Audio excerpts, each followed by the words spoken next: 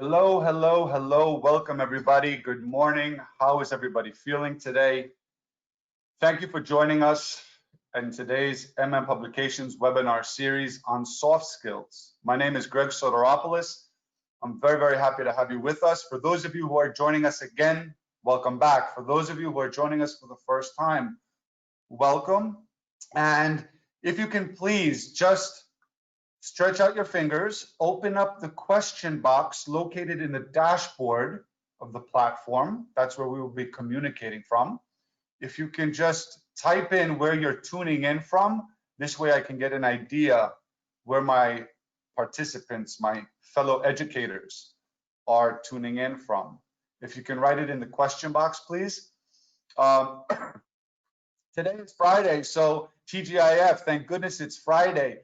We have Veracruz, Malaysia, Ukraine, Thailand, Belarus, Nafplio. Wow, we are like all over the world today. I love it. Thank you very much for joining. The Philippines, Thailand. Welcome, welcome, everybody. One question that I would like to ask you in starting this webinar is, doesn't it feel good when we are successful in doing something in life? Doesn't it feel amazing when things just go right? When we're prepared, when we're ready to either deliver the lesson or professionally, our personal lives, when things just have that rhythm. We have from Thailand, we have from the Philippines. Yes, we feel really happy, don't we? Don't we? And so the question that I ask you today is for us to reflect on, would we like to be successful in life? As adults, the obvious answer is yes. But how we measure success is very different from how our students measure success. If you ask your students, do you want to be successful? What does success mean in the eyes of our students? Probably 99% of them will say, I want to make money. I want to have materialistic things, nice things in life, which isn't a bad thing. All right, it's not wrong to have our future global agents of change, students, think like this. But I do believe that they need to have a certain set of skills for their education, for their personal and professional life, in order to attain, to achieve these wants, these needs, these desires that will make them successful in life. If you can write in the question box the answer to this question, what is the most important subject in a curriculum for our students, for our future global agents of change? What would be the most useful and important subject for them in a curriculum? What would you think? If you can write it in the question box, please. Let's reflect for a moment. What subject do you think would be the most important for our future global agents of change? So we have language, okay? What else? Anyone else? Let me see, how many are we here today so far? We're in 50 and it's going up. So I think English, teamwork, languages. Okay. Let me guide you a little bit more towards the mindset and the framework for our students. In every curriculum, English is not considered as important as maths, sciences, history, etc., the key subject areas, right? But English is the only subject that will give opportunity for our students, that will open doors for our students everywhere in the world. So you can give me the smartest mathematician in your school that has a GPA of 4.0, 100%. but he or she never took English seriously. They are not very strong in English. They're extremely weak in English because it wasn't considered important. Their future is in their town, in their city, in their country. They will not be able to venture out and become one of those future global agents of change because English is so important. The purpose of English, and yes, communication, is so important for that mathematician to be able to go and work elsewhere.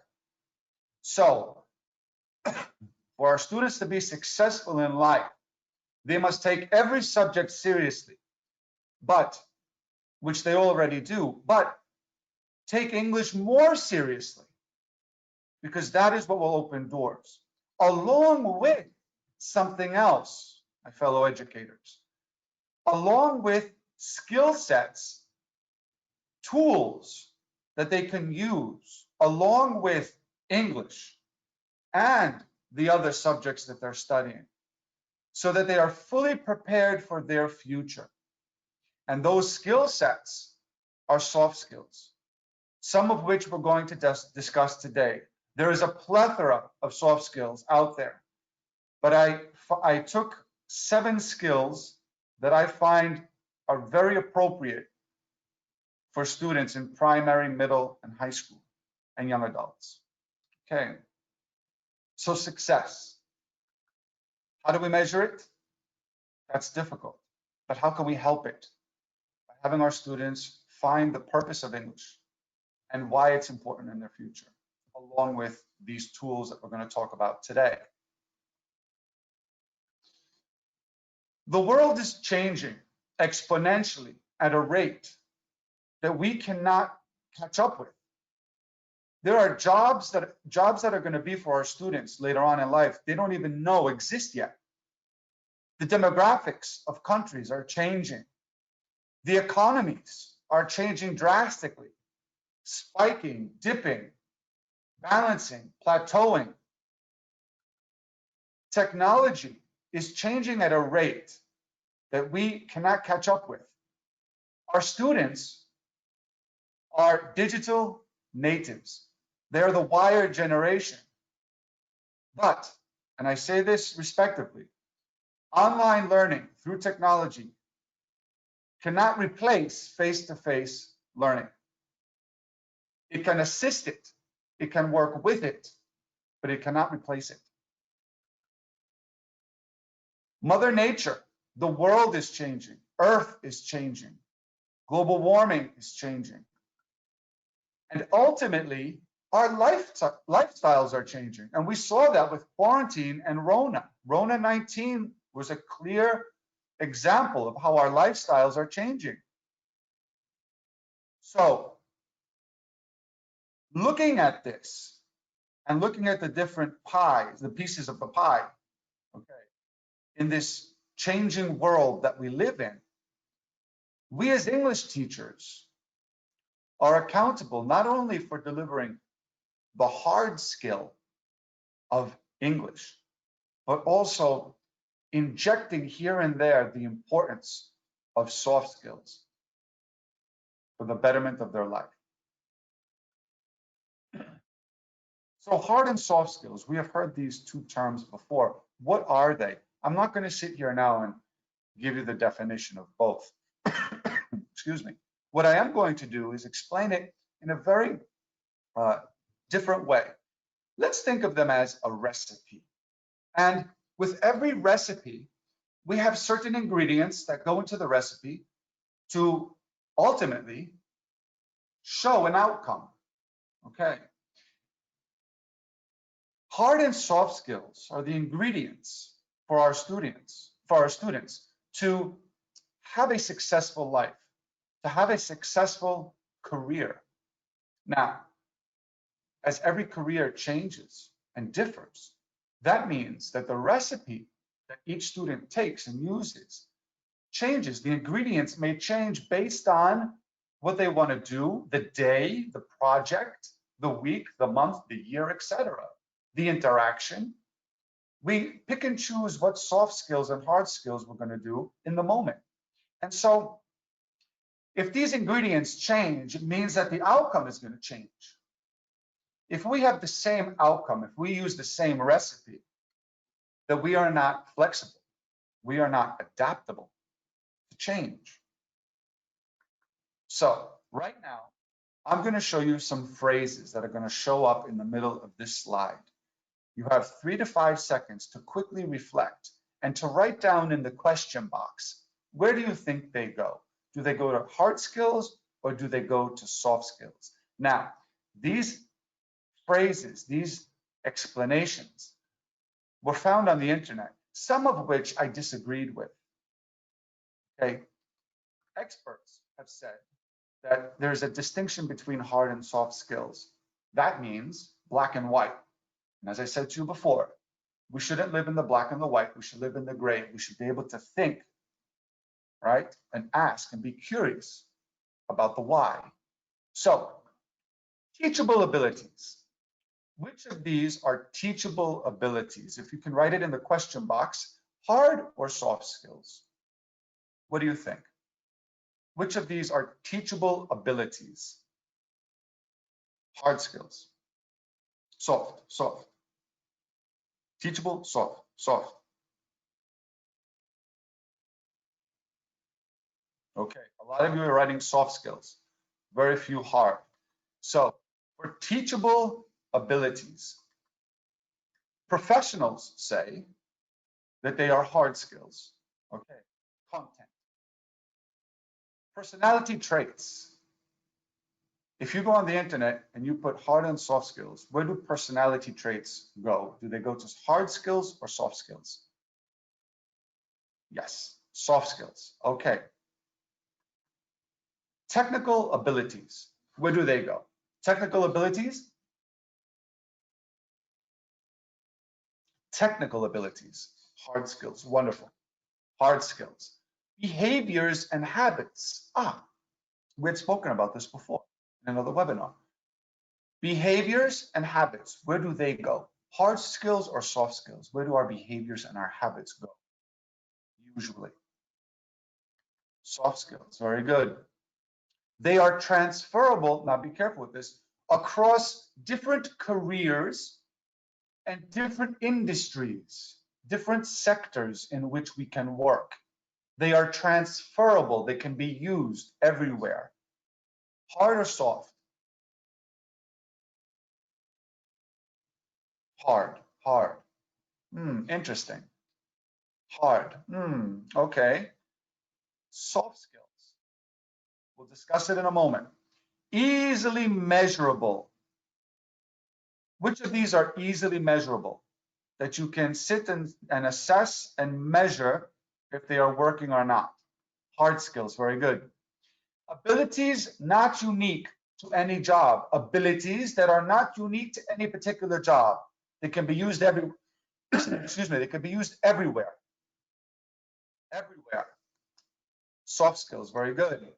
Subjective, fuzzy, very unreliable. Unreliable.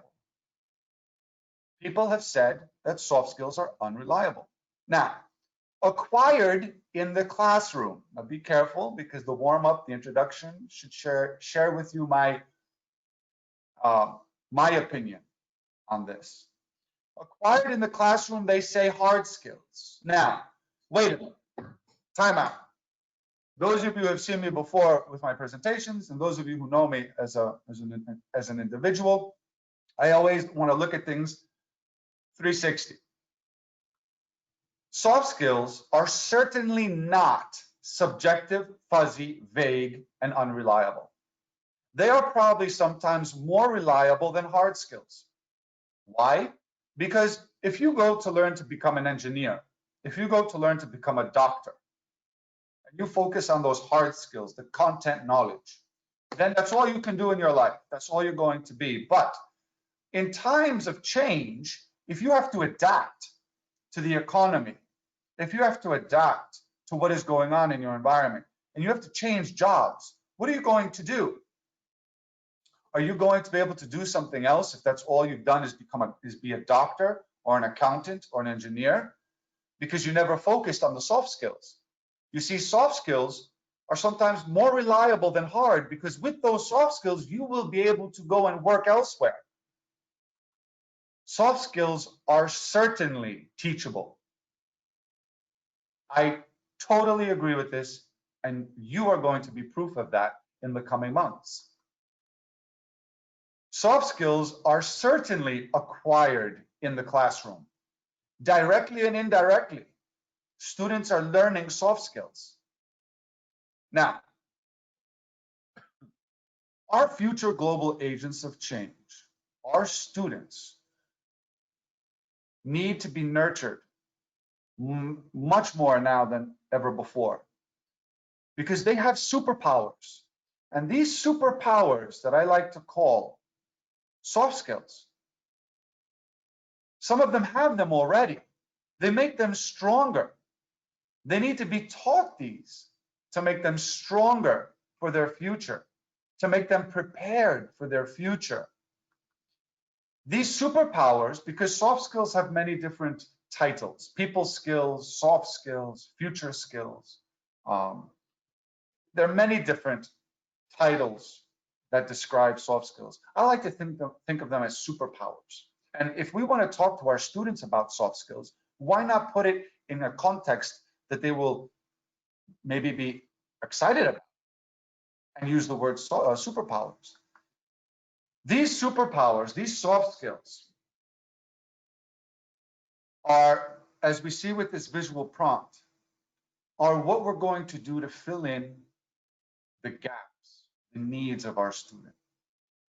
I'm sure that you, my friends, have these soft skills. Some of them may be dormant inside you, but you have them, and you role model these to your students. So we are giving parts of ourselves to our students. And in doing so, we are getting them prepared for their future. Okay. So let's look at some of these superpowers. I'm going to list them for you right now. The first is communication, leadership, empathy, to be empathic, adaptability, and number 5, 6, and 7 are going to be very similar. You have seen these before somewhere else. We have been taught and spoken to about 21st century skills again and again and again. And in 21st century skills, there are the 4 C's, okay? The competencies. What I did was I took 3 of the 4 C's and I really thought about them. And I said to myself, okay, we teach these, we have these, right? MM Publications has these in their course books, all right, as a key mindset throughout the lessons. But I'm looking at critical thinking, collaboration, and creativity as a soft skill, as a superpower. And I want them to resonate with our students. So let's jump right into it, shall we? Communication. My fellow educators, please write down, what is one of the biggest fears and stressors that our students have when it comes to learning English? What is the thing that gives them anxiety, that gives them uncertainty? Can you write it down in the question box, please? Write it in the question box. Come on. I want to see all of you guys stretching out your fingers. Type on that keyboard. Give me your answers. Come on. There's like a 7 to 15 of you who are typing, and there's over 70 people. Come on. Interact with me. This is what it's all about. Interaction.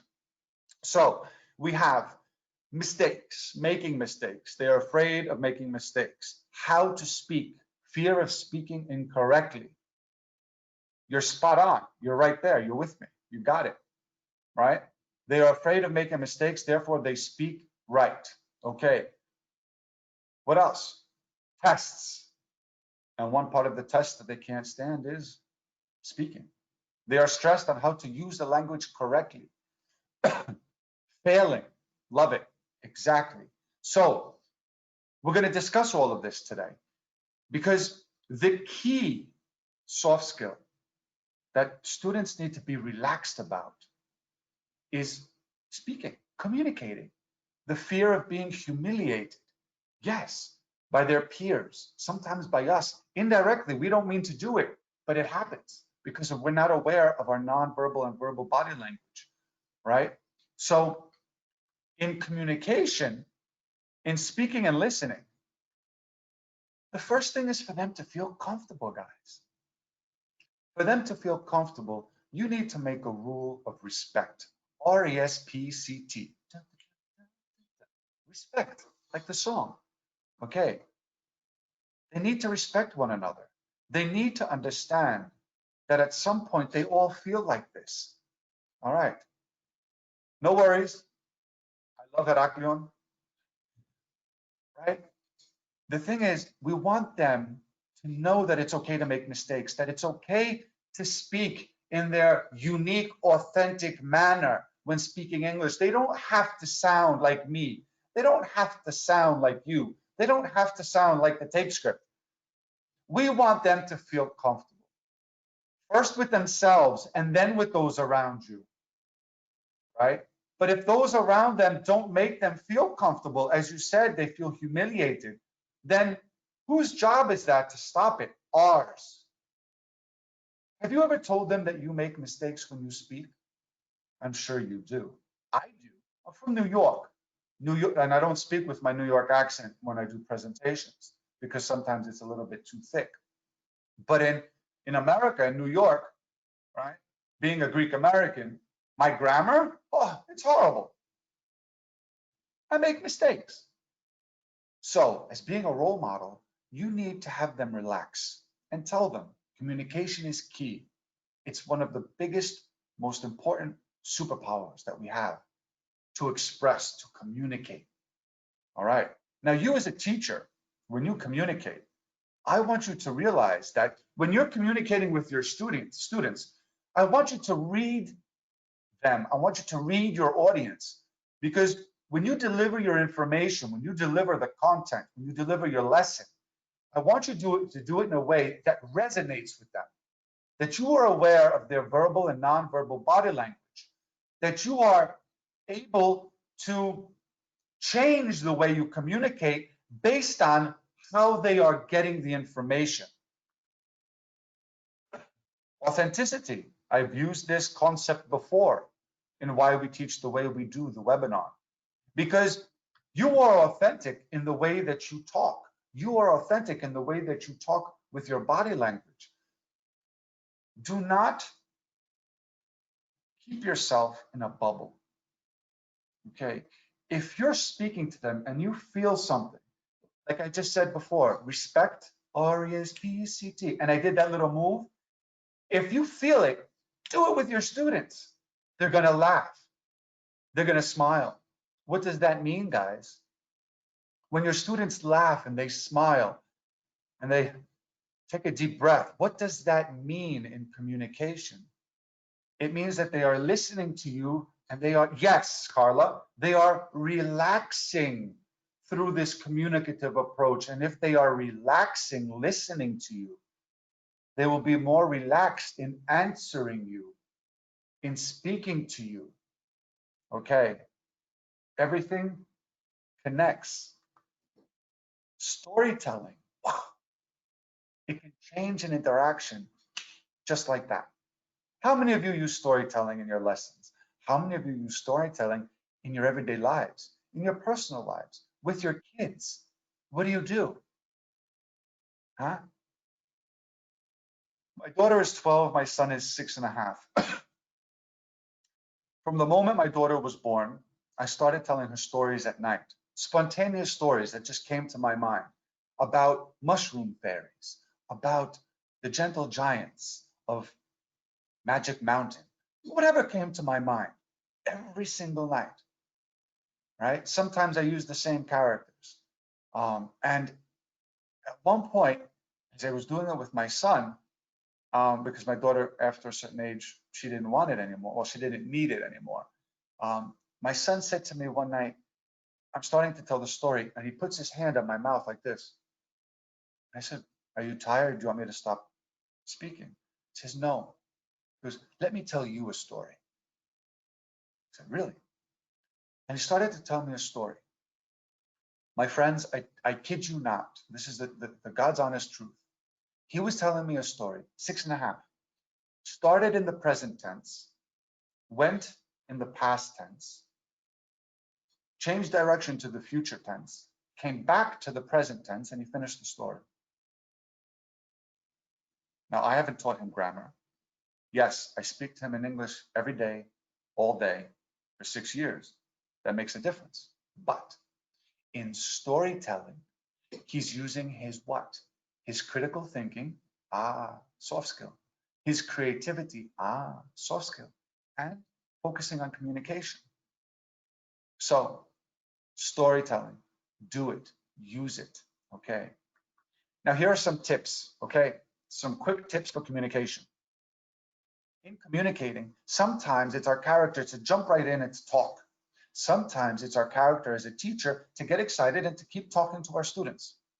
In doing so, you have to remember that at times during an interaction, you must stop, wait, think, breathe, reflect, and then speak.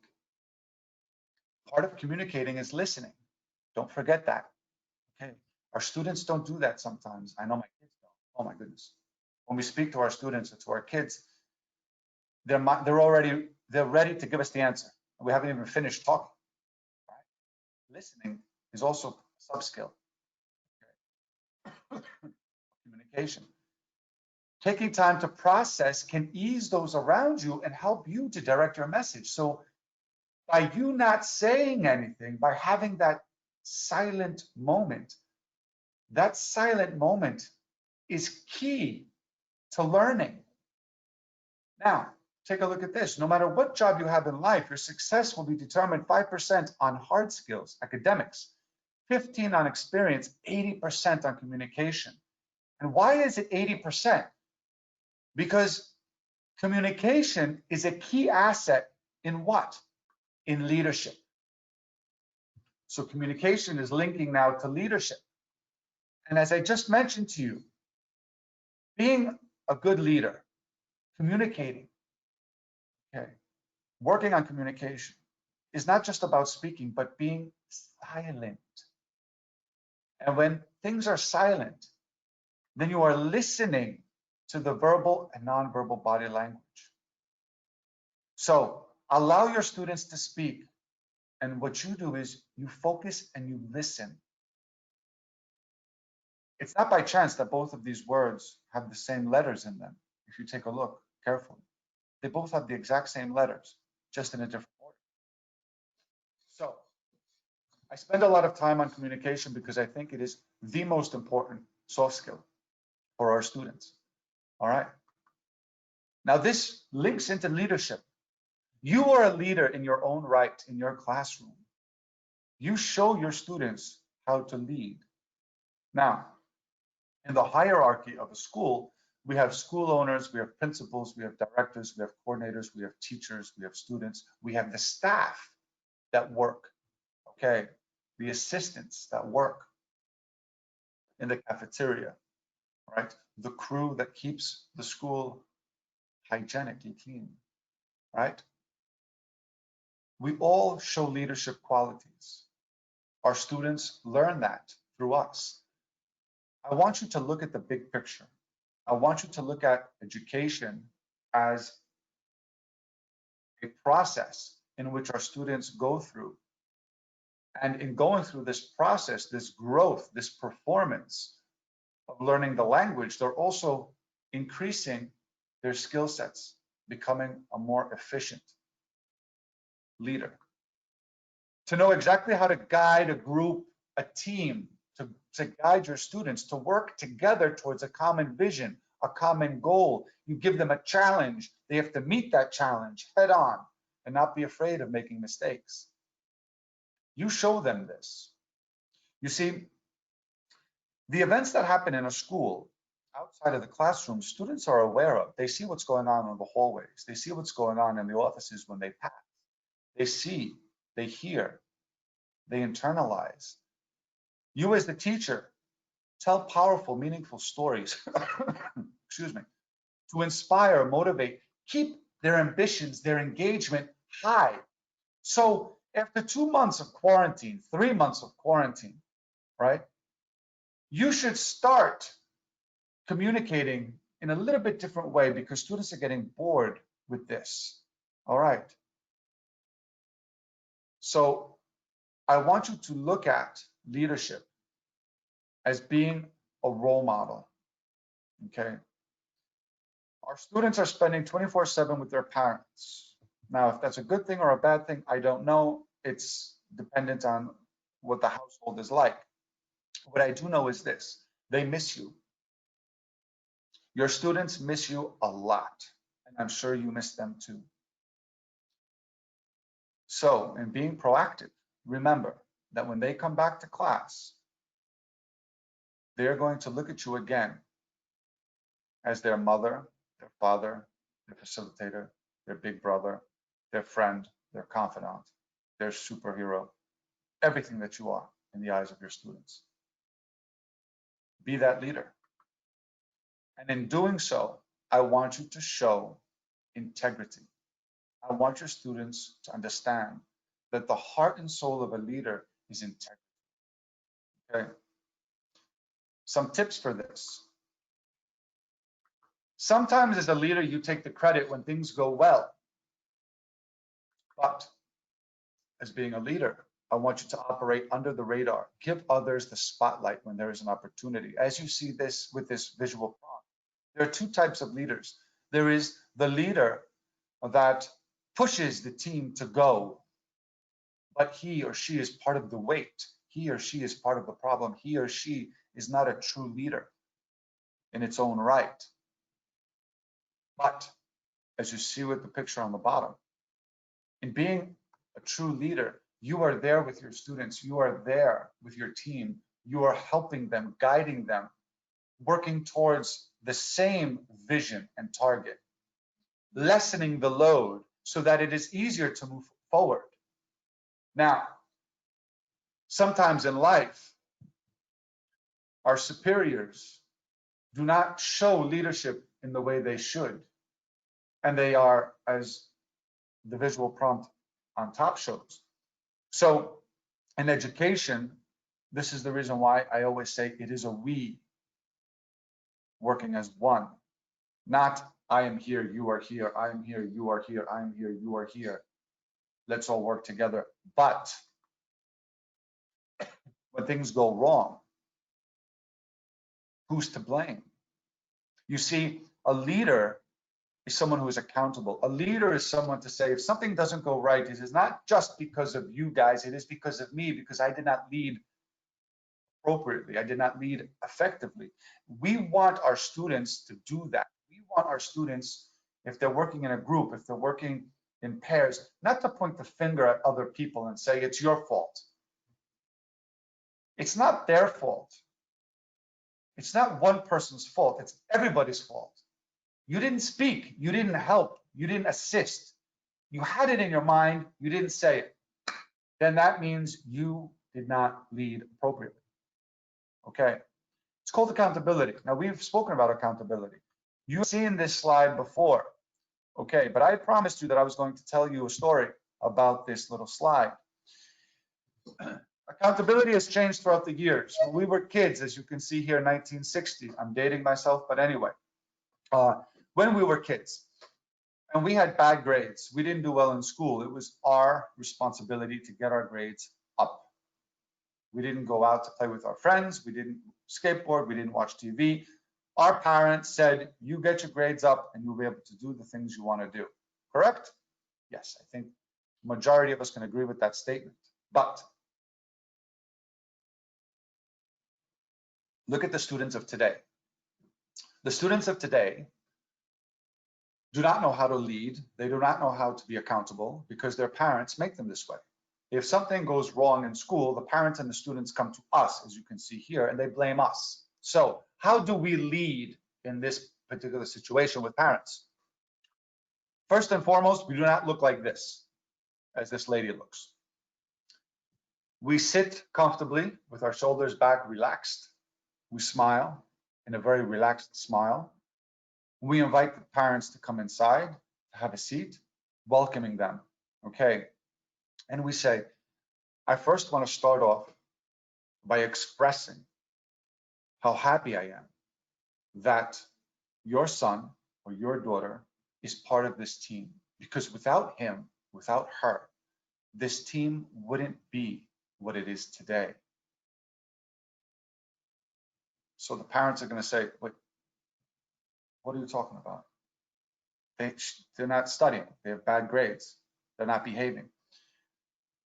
Yes, that's true. All students have their ups and their downs. All students at some point make mistakes, because that's part of life. Haven't we, now I'm talking to the parent, haven't we made mistakes in our lives before? Haven't we failed before, right?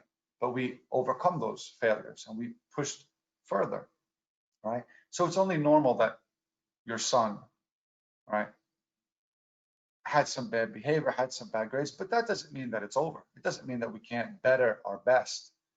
That's not his best work. I'm sure of it. Aren't you? Now, what am I doing now? I'm being very careful with the words I'm using. Of course, it depends on the parents that are in front of you, but what we're doing is we are leading through example. We are breaking down the barriers and the walls that are already put up by the parents. They're coming in aggressive. We are not being aggressive towards the parents. We want to help to show that this child is like this for a reason. The reason why this child is like this is not because of me. It may be because of you, the parents, but we don't say that. But the core of this communication, soft skill, is having the parents understand that we want to work with them to collaborate, another soft skill, in bettering their child's best. Does it work all the time? No. Does it work a lot? Yes. How? By practicing. How? By being patient. How? By being a leader, by communicating, waiting, thinking, reflecting, and then speaking, being silent to listen to what they have to say after you have set the tone that this child has potential, that this child will be successful. That's why I'm here as their teacher, and that's why you're here as their parents, because we have to work together. Triangular relationship in education. Okay. Okay. Superpower number 3, empathy. Empathy. This one, for us teachers, is going to be huge when kids come back to school. I see it right now here in Greece with the students that are going back to school, that their needs are far from English. Their needs are so social emotional that I think it's time for us to take this. I'm talking about Greece, but globally, if you have summer vacation, summer or a break, take the break to reevaluate what you're going to do in September, what you're going to do after the break. Social emotional learning, social emotional behavior, mindset, wellness is going to come into play. Empathy is going to come into play. When you are empathic, you are going to sense what your students need and how they are feeling. Okay. You are going to masterfully read the body language to understand what they're thinking. Because our students are thinking a lot. They are feeling a lot, but they can't get it off their chest. I want you to build new relationships with your students. Okay. And you're going to do it in a much easier fashion by being more empathic. Allow others to feel heard and understood. And this all revolves around trust. So let me share with you some pillars that I had, some foundation that I had when I started teaching elementary school in New York. I taught roughly 6 years of elementary school in New York. And in starting my first year, I didn't create rules in my classroom. I created pillars, okay? And 6 pillars that I want to share with you are trust, for us to trust one another. Trust yourself, trust me, trust your friends in this class. Trust, honesty. Be honest with me, I will be honest with you, be honest with one another. Trust, honesty. Openness, to be open with one another. Okay. To be able to share and communicate openly, which deals with feelings. Trust, honesty, openness. Respect. To respect yourself first. Then, who do they respect? Their friends. And then they respect me. Many times we feel that students should respect me first. No, they respect themselves first, then they respect their friends. This way they don't humiliate each other, and they don't belittle and bully. Excuse me. And then they respect us.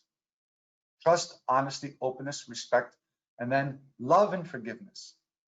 Okay, kindness revolves around that. Love, kindness, and forgiveness. Those were my pillars in the class, and these all revolved around being empathic. I taught them indirectly empathy through involving them with these pillars. Okay, now here are some tips for us as teachers. Please be careful to listen carefully. Tolerance, yes. All of these can also work around tolerance. Very good, Mary. Yes, I agree with you. Listen carefully to yourself and how you are feeling. Because if you don't listen to yourself and how you're feeling, you cannot be empathic towards others. Okay. And we fall into the trap that if we are overly empathic, then we are losing ourselves and our own point of view. Okay. Because you're focusing too much, as it says there, on other people's perspectives and on their feelings. So be careful with this, not to be overly empathic. Read between the lines. This is what we're going to have to do, because students are going to come and say, oh, just kidding, come on, what I just said, I was just kidding. Students do this to each other too. And they're not. There's truth behind what they said. They weren't kidding. They were hurtful. Okay. Emotions behind, I don't care. How many times have we had that behavior where students go, I don't care? My son has been saying this a lot, which means there's something going on. I have to find out why he doesn't care. Okay. And there might be some pain behind, I'm fine. Leave me alone, I'm fine. Actually, they're not. So that's why I've been pushing this for 3 years, that in education, the more we know our students, the better relationship we have with our students, the better the triangular relationship is with our students. And now to bring those parents a little bit closer, some of them, most of them, if we can, a little bit closer. That relationship is going to help to have our students find that purpose, be successful in education. Okay.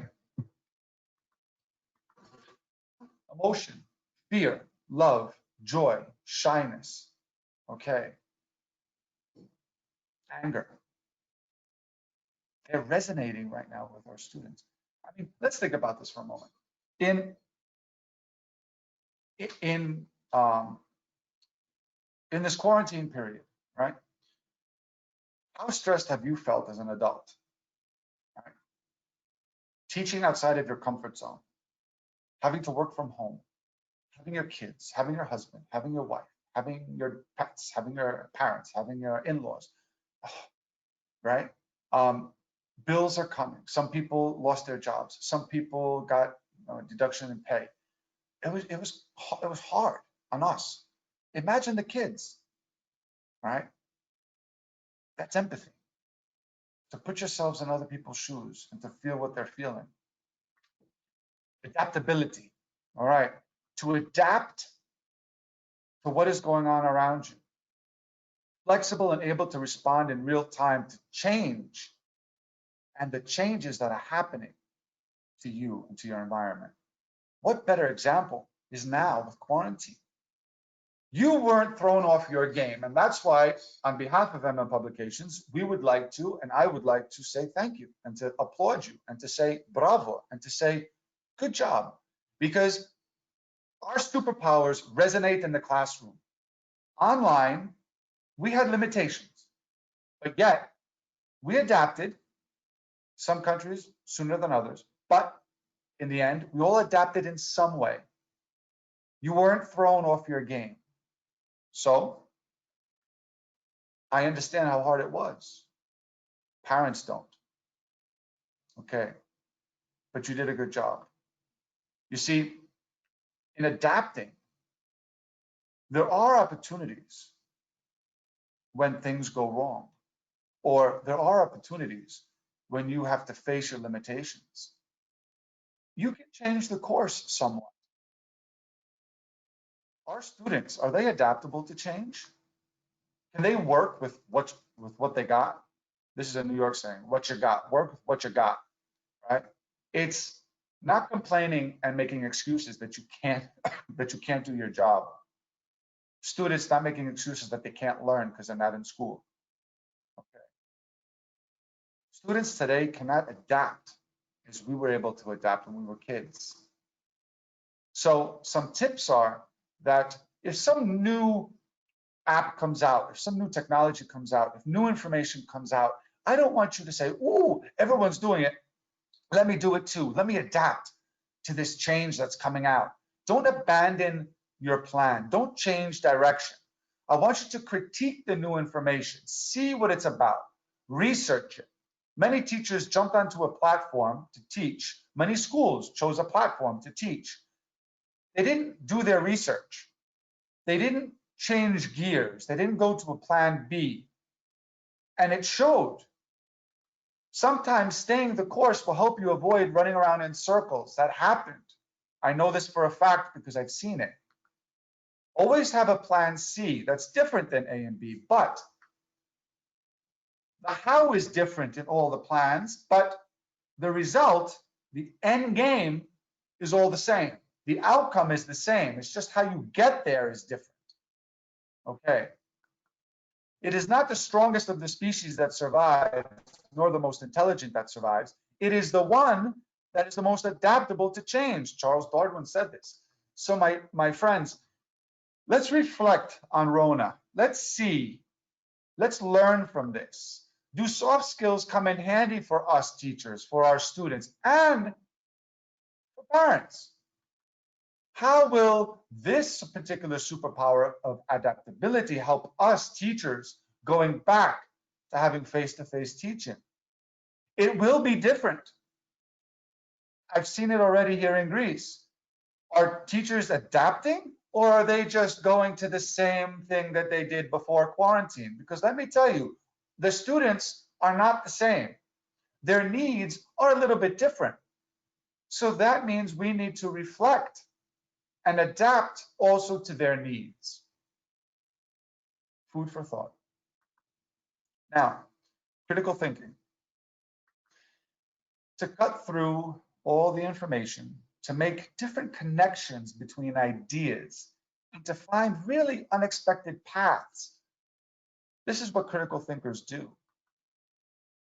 They usually establish what's wrong. They usually are able to see that maybe this isn't necessarily wrong, but I'm looking at it from a different way. So when we teach, for example, grammar, we see this all the time. In grammar, sometimes we force feed that the rules are this, this, and the other. But using the deductive and the inductive approach, students may use their critical thinking skills and see it from a different way. It doesn't necessarily mean that they're wrong. It means that they're honing in on their critical thinking and they're finding unexpected paths to grammar that we may not have thought of. So, guide your peers to an answer or a solution. Maybe sometimes we should use our critical thinking in delivering our lessons and allowing students to be a little bit more curious. So here is the tip that coincides with critical thinking. You must always be curious. Curiosity and critical thinking work hand in hand. To be curious means what, guys? It means we ask questions. Students don't ask questions anymore. And sometimes when they do, we don't have time for them to ask and to answer them. right? Classes of English should be not silent. There should be a lot of communication between everyone. Curiosity is something that is so important, but students are lacking it. And it really hurts because when we were kids, we were curious about everything. We were curious about nature, about how things work, about taking things apart, putting them back together. But now students, because they're the wired generation, they want bits of information. If you're a critical thinker, people come to you for answers. So remember, wait, breathe, and reflect. Wait a minute, this is communication. So don't be so quick, excuse me, to jump to solutions as a critical thinker. Ask those questions so that aha moments arise. Okay. Creativity and other superpower that students are lacking. To have the ability to imagine, devise new ways, innovative ways to do what? To address a problem, to answer questions, to express meanings, to think outside the box. Stop with the black and white. Education should not be this or that or this. It should be explore, think, wonder, create, be curious about knowledge. Nurture that because it's not being done outside of school as it used to. I don't know if you agree with me. Again, this is a webinar. This is suggestions. This is thought processes. This is experiences, collaboration with other professionals coming here on slides. I'm just sharing with you. Okay, food for thought. Creativity is intelligence. Creativity is intelligence having fun, jollification. People who are creative are looked up to in producing the new idea. Having those around them say, wow, I never thought of it like that. Right? Having a creative person in your circle of friends makes you want to be more creative sometimes. Now, here I have how to execute it, execution, the how. Help your peers understand your thought process about your idea and how to execute it. You see, the soft skill of creativity requires communication. That's why I put communication first. Okay. Maya Angelou, the literary, I don't know, one of my top 10 literary icons, along with John Steinbeck, said you cannot use up creativity because the more you use, the more you have, right? And this is what I want our students to do in class when they come back. Our future global agents of change are being labeled as the wired generation because they are. They're tuned into technology. Why? We must challenge them on a weekly basis how to ignite their creative awareness, their creative juices, right? Quarantine, all they were doing was being on internet, right? Social media, Netflix, everything with the internet, tablets, laptops, cell phones. Okay. Some students were creative. I cannot say not. I cannot say they weren't. But for the large majority, they were all wired, which means what? Short bursts of information, right? I want it now. I want it fast. Why do you think the swiping technique, they created this? It's not by chance that you swipe and then you click like, share, love. Oh, wow, look at my God. But if you ask a student after 5 minutes, what's the first picture you saw? They won't remember, right? When students have to look up information, it's short paragraphs of information. That's it. We want them to be creative. And finally, collaboration. Collaboration that involves brainstorming, communication, discussing, teamwork, leadership, trust. Everything comes in collaboration. I want you guys to collaborate with your peers, with your faculty, right? And be that team that you should, all right? And then be the master of teamwork with your students. Get the best out of your students. Recognize all of their strengths, okay? And this way, they can also shine individually by knowing how to group them effectively as teams. We, as opposed to I in education, there is no I. There is we working together as one for the betterment of our students' future. Know when to step up, but also when to take 2 steps back. Ooh, excuse me, it's the air conditioner. Sorry, I apologize for my coughing. It's much harder to take 2 steps back, right? Taking the back seat. Sometimes when we collaborate, we have to do that. Be a great partner with your colleagues. The true strength in our classroom lies in the collaboration of our learners, not in the knowledge of us. When collaborating, please consider this in whatever you do in life with your colleagues. And students need to understand that when they collaborate with their friends, there's a cultural background that we must consider, levels of experience, right? Levels of English, professional profiles of your peers, the emotional state that we are in, right? As we mentioned about emotions, timing. I'm a big fan of timing. Everything is about timing. Our strengths, our limitations, and our biases. Okay, remember these when dealing with collaboration. So, wait a minute, I'm not finished yet. 2 more slides.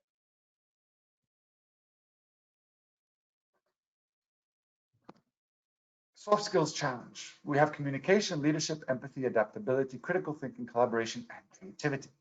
I would like you right now, let me see.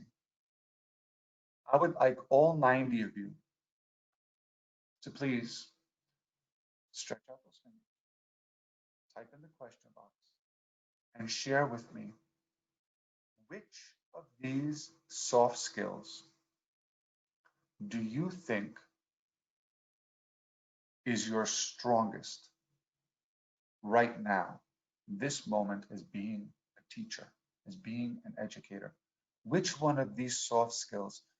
Take a look, reflect for a moment, take a look at these, write down in your question, the question box, which one is your strongest right now? I expect to see 90 answers, 90.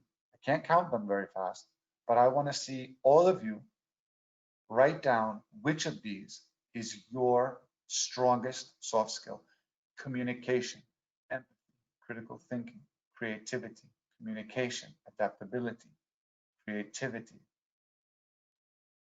empathy, leadership,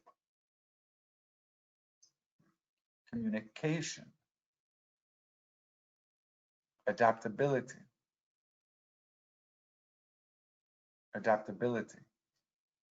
Interesting. Adaptability, communication, collaboration. This is interesting. Critical thinking. Interesting. So, come on. There's more of you on here. Come on. Or did you just log on and now you're watching Netflix? No, I'm teasing. Communication. Very few so far have written leadership and creativity. Interesting. Okay. Presentation. Presentation. Empathy. Anyone else? Before I go to the next slide. It's a tough one. Sometimes it's hard to choose between one or the other. I would have to say my key soft skill right now would have to be communication. I would put communication for myself, communication, empathy, and then leadership in that order. Those are my top 3. Communication, empathy, and then leadership. Okay, so my fellow educators, please do not become preoccupied just with our child's academic ability, with their hard skills.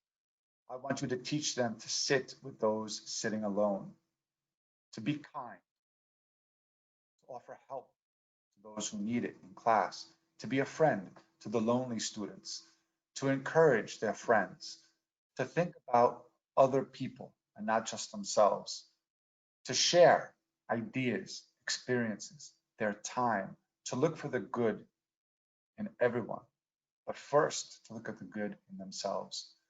This is how we're going to change the world, because the world needs a little bit of change. So who better to assist in this than we educators? Because we are not going to count on parents. We are not going to count on society. It's our job to work with our students to make sure that they are well prepared to be successful in their lives. So thank you very, very much for your time. I want to thank you for your dedication. I want to thank you for your patience. I want to thank you for your understanding. Keep learning, keep developing yourselves, keep sharing knowledge, experiences with your colleagues and with your students and with your friends and your family, and keep inspiring everybody around you to do good and to be positive. Okay. Thank you very much for your, thank you very much. Thank you. Thank you, Carla. Thank you, Mary. Thank you. Yes, July. Not sure yet. Working on some things. You will definitely, everyone will be in touch. Okay. Check our site. If you need anything from me, you can always hit me up on Facebook. Just type in my name. We could become friends. Thank you very much, guys. Yes, it's difficult. Times are changing. Okay. Times are changing. All right. Katarini, thank you very much. Yes, everyone, be safe, be happy, be positive, right? Share kindness, share smiles. Yolanda, 3 a.m., go to sleep. 3 a.m. in Peru, that's dedication. Okay, virtual hug. Come on, everyone. Okay, there we go. Have a wonderful weekend. All right, Veracruz. Oh my goodness. Wow. All right, you guys get to bed. Everyone else, continue your day. Okay, guys, thank you very much. Bye, take care.